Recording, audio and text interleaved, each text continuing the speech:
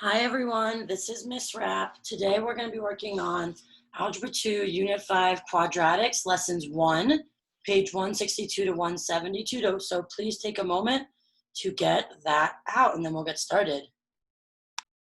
Okay, so today we're going to be going over how to graph three different types of quadratics. We're going to be going over standard form, vertex form, and factored form. So let's get started. Standard form looks like this. Y equals ax squared plus bx plus c. A and B are coefficients and c is a constant. It's also interesting to note that c is the y-intercept. C is the y-intercept. So when x equals 0, the c value is your y-intercept.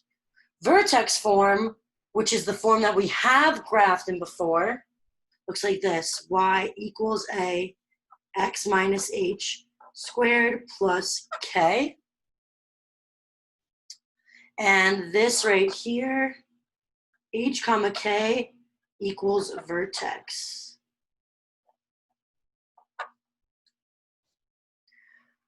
Factored form is something that you have seen before, but you have not graphed in before. These are talking about your x-intercepts. So uses x-intercepts. And the a value is your stretch or your shrink, but when you're graphing, it tells you how high to go from your vertex.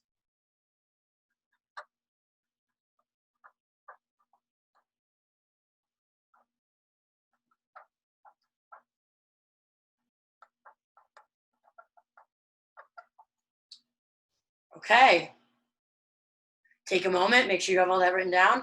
We're going to do one example of each type of graph. We're going to do one example of each type of graph. Let's go for it. So, how to graph in vertex form? Well, step 1, identify the vertex.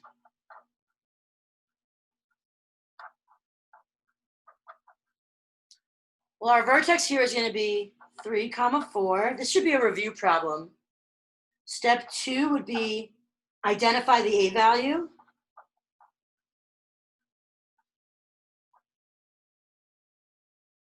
And then you're going to use the a value to plot 5 points. So far we have this. We have 3, 4. And then you go over 1 up your a value. And then you go over 1 up 3 times your a value. So that's 3 times 1 is 3. And there is your shape. So right here, use 1 times a to find second plus third points. Use 3 times a to find fourth and fifth points. And the pattern continues with odd values of a. So then I would do 5a, 7a, 9a. Okay, awesome. Let's go to the next example. Okay, so this is in factored form. Well, step 1 is solve for x. And what I mean by that is you set each parenthesis equal to 0. So then we get x equals 1 and x equals -4. So that looks like 1, 0 and -4, 0. So we're going to plot that first.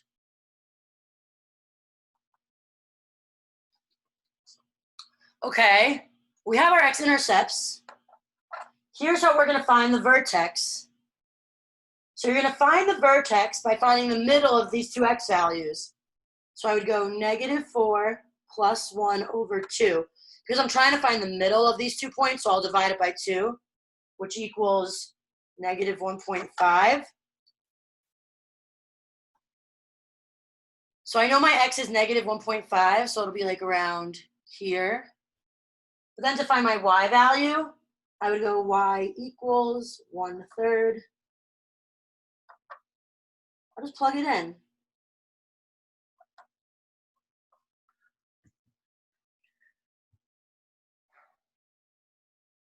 After you do all that math, you get y equals negative 2.08. So we're just going to estimate right now. So we got the point negative 1.5 comma negative 2.08. We'll just estimate there. And there you go.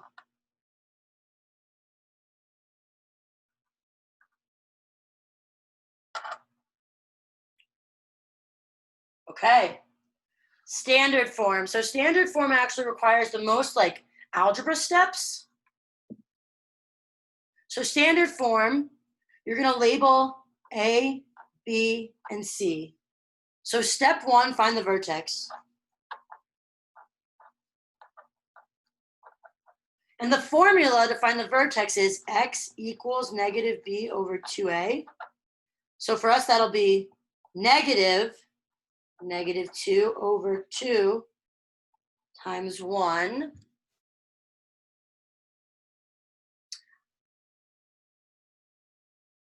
I simplify that. That's going to be 2 over 2, which is 1. So I know my x value is 1. Well, to find my corresponding y value, I'll just plug in 1 into my equation. Every x has a corresponding y. We know this. So I get 3. So my vertex is 1, 3. So we'll plot that. And step 2, use a value to graph. So this is going to be just like vertex form. I go over 1 up my a value, over 1 up 1, 2, 3 times my a value. And there you have it, guys. Those are the 3 forms.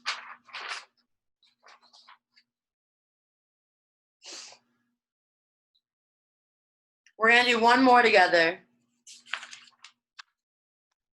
Okay, so take a moment, read this word problem to yourself. It says a ball is thrown in the air. The path of the ball is represented by the equation h of t, so h is our height, equals negative t squared plus 8t. Graph the equation over the interval 0 to 8 seconds. Think about how to answer this with and without a graph. Okay, so we have a graph. So step 1, it's given to us in standard form. So I'll even write standard. So that's given to us in standard form, so we need to find the vertex. So I'll do x equals negative b over 2a, which is going to be negative 8 over 2 times negative 1, which is positive 4. So I'm finding the x value of the vertex. To find the y value, I'll do h of 4, and I'll get negative 4 squared plus 8 times 4, which equals 16. So my vertex is 4, 16. So let's go plot that. So 4.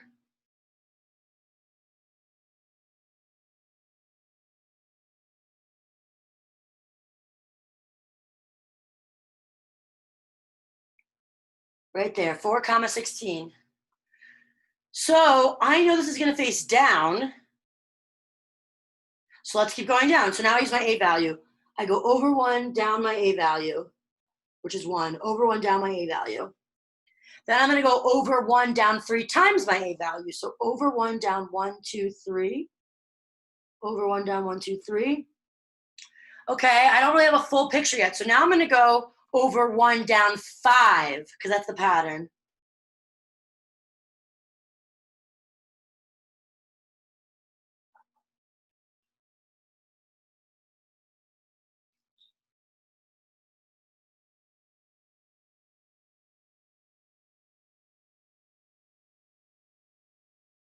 So now, if I want to keep going, I go over 1, down 7. Let's see if we can do that. Nice. So we have this nice graph. So the pattern is 1 times A, 3 times A, 5 times A, 7 times A, etc. All the odd numbers. So I'll draw my little picture.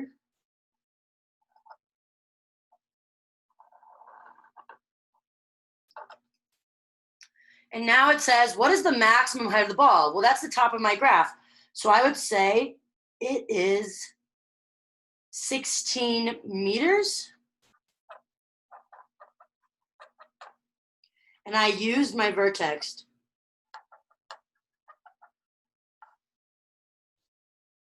How long is the ball above 7 meters? So they're asking about time.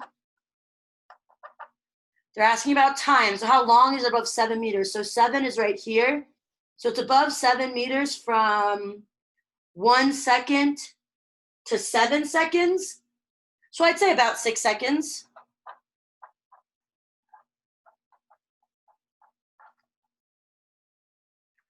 When does the ball hit the ground? So hitting the ground means height equals 0.